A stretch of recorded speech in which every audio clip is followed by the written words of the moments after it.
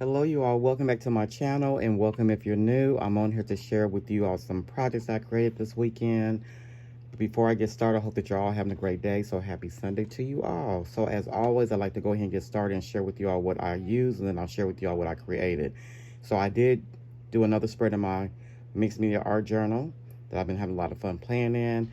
And then I also did make a Halloween project for my grandson's kindergarten class. His birthday is actually on Thursday, October 30th. He was almost a Halloween baby, but he was born October 30th. He'll be 6 years old. So since my daughter's going to go get cupcakes for his class for his birthday on Friday, I decided to go ahead and make these treats for his class so they have something to enjoy. So it was a lot of fun creating that, but it was an all-day project for me on Saturday. So let me go ahead and get started and share with you all the products I used first for the art journal, and then I'll share with you all what I created for the kindergarten class. So I did use some of the Distress Glitter and Nightfall. This came with another jar of something else. I can't think of what it was, but this is a discontinued item. I found it from a Scrapper's Edge website or something like that. I'll be all over the place, you guys, on Google, just searching for different things, just to add to my collection of Tim Holtz products, because I'm loving the mixed media and I'm loving Tim Holtz. So I found that on a website. And then I also used some Distress Oxide ink. I used Crackling Campfire, Antique Linen, and Black Soot. The dyes that I used this dye, which I've had in my stash for a long time. This is called Alphanumeric Cutout Lure. And so I just used a 31. And then I also used this dye, which these two were brought back from the vault. For the classic, Halloween classic. And this is the Haunted House. So my first time using that, which I had a lot of fun playing with that, along with this one, which is called Trick or Treat. Trick or Treat. So I used that one. And then from this dye, this is from the vault. It's called Wicked, and I used just a crow from this dye. And then the stamp that I use is from Stampers Anonymous, and Tim Holtz is called French Market CMS 071. And so I use this stamp right here, just a little bit of that stamp. So that's what I use in my journal. So let me go ahead and share with you all my spread that I created. So here is my spread, and I love the way it turned out. I want just a fun spread. So this is what I came up with. I actually started with a darker background, like a night sky background, but I decided to change it up. So I wanted something just kind of colorful, orange. So this is what I did. So of course, as always, I inked up the edges with some Distress Black Soot spray, oxide spray, and then this that I cut down is just watercolor cardstock that I have in my stash. I did distress the edges with my Tim Holtz distressing tool, and then I just went around it with Black Soot.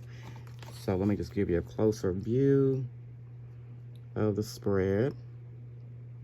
Like I said, love the way it turned out. So what I did with the Distress Oxide inks, I just did some ink smushing. So I just put the ink on my mat, wet it down, just dipped the cardstock in the ink and dried in between until I got the colors that the look that I was going for. And then once I did that, then I stamped it with a stamp. So it has a little bit of stamp in right here, and then a little bit down here in this corner. And then I used the Stressed Heavyweight cardstock, the smooth cardstock from Tim Holtz. I used that. And what I did with the Haunted House, because I'm always getting glue on my fingers, and then I touch the cardstock and it doesn't come off. So I just went ahead and just took some collage medium, and I just did it all over the Haunted House, and I also did it on the Trick or Treat down here at the bottom. And just to say real quick, the Trick or Treat at the bottom, I did cut out some distressed cardstock, craft cardstock in orange, so it's layered with the black on top, but you can barely see the orange because of the background. And then I just took some more watercolor paper, and I used my distressed watercolor pencils, and I just colored the paper the yellow color to go into the window, to make the windows like this, the house is lit up. Goodness gracious, yeah, the house is lit up. Okay, and when I did that, and then I used the 31 from the Alphanumeric for the 31 right there. And then this is the heavy distress cardstock as well in black, but I didn't do any collage medium on top of that. I just left it like it was, because it wasn't too bad with the glue, so left it like it was. And then I used the bats from the die and the moon, and I used that Nightfall and glittered up the bats, if you can see that. So they're real sparkly. And I put that little crow right here next to the trick or treat.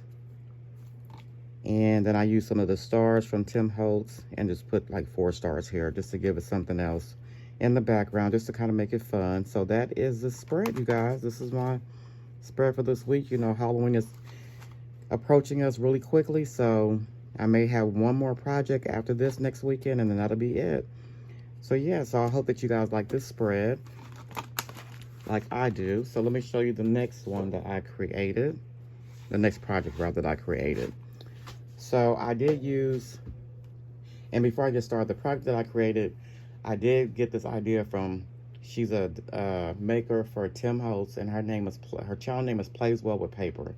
And I just kind of stumbled across her channel, and I was looking for something to make for my grandson's class for Halloween. And I came across her channel, and it was a Halloween theme that she did, and I was like, this would be perfect for the kids. So they're going to tear them to them, so I didn't make it like as if I was going to give it to like a swap or to somebody else like an adult, because kids are going to just tear it up. So let me go ahead and share with y'all what I use though. So I use this die right here, and I use all the images, and this is called Retro Halloween. And then I just purchased this die, and I use this as well. This is called Stacked Tiles and Triangles. So I use the smaller size of the triangles.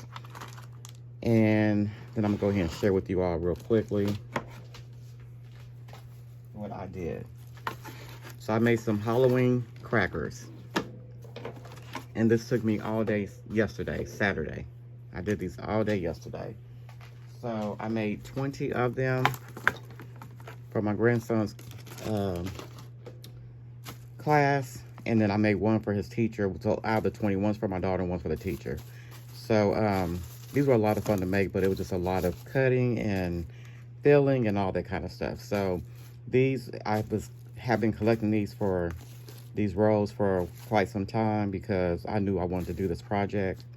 So these are, some are toilet paper rolls and some are paper towel rolls.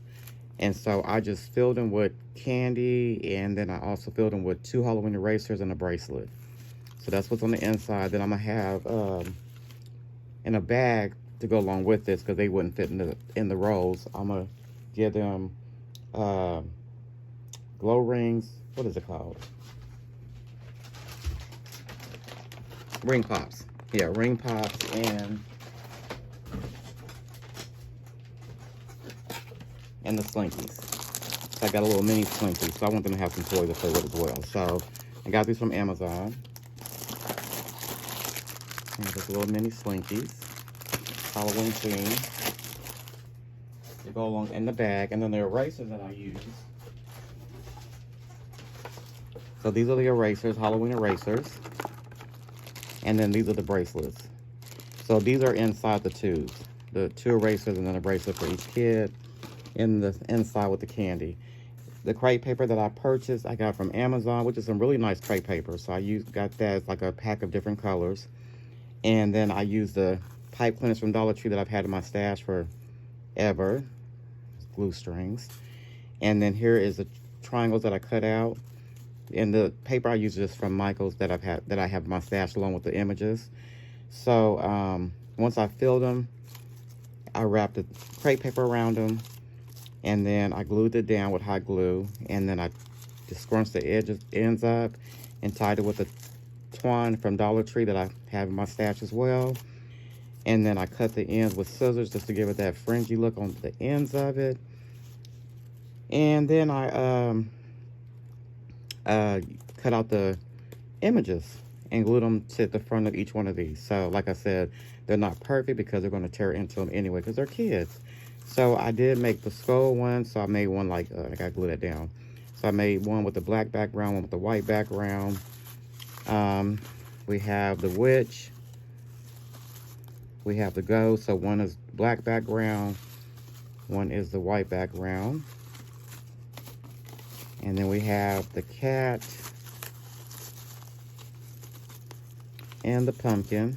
So the pumpkin, I have one, if you can see, like this. So we have one black background, one with the orange background, and then we also have the owl. So yeah, so I use all the images to create these little Halloween crackers. for the kids. And like I said, it was a lot of fun to create these. I just want to do something fun. I've never made anything like this before, and it was a lot of fun, but I just should have started earlier so I wouldn't be in my room all day. But it was Saturday, so it is what it is. I got them done, and I'm glad to have them done. So, yeah, so these are the Halloween crackers I made for my grandson's class for Halloween. Like I said, his birthday is on Thursday, October 30th. He'll be 6 years old. He's already seen these because he's been here since I was making these. So, yeah. And then, again, just to share with you all one more time, my journal that I love so, so much. Like I said, I've been having a lot of fun playing in this journal and just creating just different sceneries. So yeah, so I hope that you all enjoyed my share as well. I want to thank you all so much for watching. You all have yourself a great rest of your weekend. Have a great week ahead, and I will see you all in my next video. Bye-bye.